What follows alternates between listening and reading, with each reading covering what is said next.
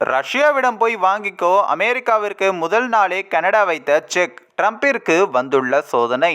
America கடுமையான வரி விதிப்புகளை மேற்கொண்டால் கண்டிப்பாக அமெரிக்காவிற்கு எரிபொருள் வழங்குவதை நிறுத்துவோம் என்று கனடா தெரிவித்துள்ளது.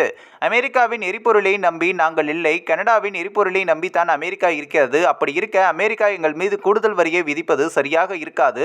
அப்படி விதிக்கும் பட்சத்தில் கனடாவின் எரிபொருளை அவர்கள் வாங்க முடியாது. மாறாக ரஷ்யாவிடம் எரிபொருள் வேண்டுமானால் வாங்கிக் கொள்ளலாம் என்றும், அப்படி சீனா, வெனின்சுலா போன்ற நாடுகளிடம் வேண்டுமானால் எரிபொருள் வாங்கிக் கொள்ளலாம் என்றும், எங்கள் மீது 25% வரி விதிக்கும் பட்சத்தில் நாங்கள் அமெரிக்காவிற்கு எரிபொருள் வழங்க மாட்டோம் என்று கனடா அறிவித்துள்ளது. கனடா மீது கூடுதல் வரிகளை விதித்தாலோ, கனடாவை அமெரிக்காவின் 51வது மாகாணமாக மாற்ற அழுத்தம் தந்தாலோ அமெரிக்கா கடுமையான விளைவுகளை சந்திக்க நேரிடும் என்று கனடா எச்சரித்துள்ளது. அமெரிக்காவிற்கு அனுப்பப்படும் அனைத்து விதமான மின்சாரம், எரிபொருளையும் நிறுத்துவோம் என்று கனடா தெரிவித்துள்ளதாகவும் கூறப்படுகிறது. ஒவ்வொரு வருடமும் கனடா அமெரிக்காவுக்கு கணிசமான அளவு கச்சா எண்ணெய், இயற்கை எரிவாயு மற்றும் மின்சாரத்தையும் வழங்கி வருகிறது. 2024 கனடா ஒரு நாளைக்கு சுமார் 2.76 மில்லியன் பீப்பாய்கள் கச்சா எண்ணெயை அமெரிக்காவிற்கு ஏற்றுமதி செய்தது. இது அமெரிக்கா கச்சா எண்ணெய் இறக்குமதியில் 60% ஆகும். அந்த அளவிற்கு அமெரிக்கா கனடாவை நம்பியுள்ளது.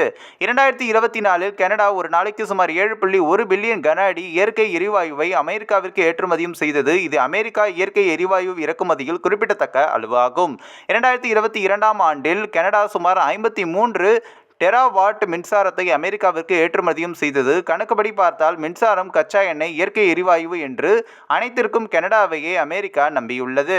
இப்படிப்பட்ட நிலையில்தான் கனடா மீது கூடுதல் வரிகளை விதித்தாலோ, கனடாவை அமெரிக்காவின் 51வது மாகாணமாக மாற்றம் அழுத்தம் தந்தாலோ அமெரிக்கா கடுமையான விளைவுகளை சந்திக்க நேரிடும் என்று கனடா எச்சரித்துள்ளது. அமெரிக்காவிற்கு அனுப்பப்படும் அனைத்து விதமான மின்சாரம், எரிபொருளையும் நிறுத்துவோம் என்று கனடா தெரிவித்துள்ளதாகவும் கூறப்படுகிறது. அமெரிக்க அதிபர் டொனால்ட் ட்ரம்ப் 4 முக்கியமான நாடுகளை அல்லது வேறு நாட்டின் பகுதிகளை தனது நாட்டின் இணைக்க திட்டமிட்டுள்ளார். அதற்காக ராணுவ படைகளை களமிறக்கவும் தயார் என்றும் அவர் அறிவித்துள்ளார். அமெரிக்க அதிபர் டொனால்ட் ட்ரம்ப் பனமா கால்வாய் மற்றும் கிரீன்லாந்தை கையகப்படுத்த வேண்டும், அதோடு கனடாவை அமெரிக்காவுடன் இணைக்க வேண்டும் என்று அழைப்பு விடுத்தார். இது தொடர்பாக அவர் கடந்த சில நாட்களாகவே பேசி வருகிறார். இப்படிப்பட்ட நிலையில் தான் உடனே இந்த பகுதிகளை அமெரிக்காவுடன் இணைக்க வேண்டும். பனாமா கால்வாய் மற்றும் கிரீன்லாந்து இரண்டும் அமெரிக்காவுடன் இருக்க வேண்டிய பகுதிகள்.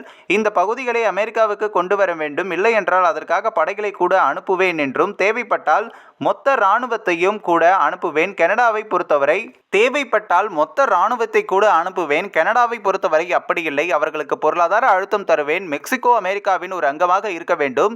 செஸ் விளையாடுவது போல தான் இவர்களுக்கும் பொருளாதார தடை உள்ளிட்ட அழுத்தங்களை கொடுப்பேன். அவர்கள் அமெரிக்காவின் புதிய மாகாணங்களாக மாற வேண்டும் என்றுள்ளார்.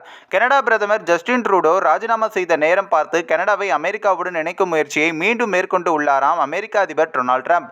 கனடாவில் அரசியல் சிக்கல் நிலவி வரும் நிலையில் ட்ரம்ப் மீண்டும் இந்த முயற்சியில் இறங்கியுள்ளாராம். இந்த ஒரு வீடியோ குறித்து உங்களுடைய கருத்துக்களை நீங்க மறக்காம கமெண்ட்ஸ்ல சொல்லுங்க. நம்ம ஏஷியாநெட் நியூஸ் தமிழையும் தொடர்ந்து ஃபாலோ பண்ணுங்க.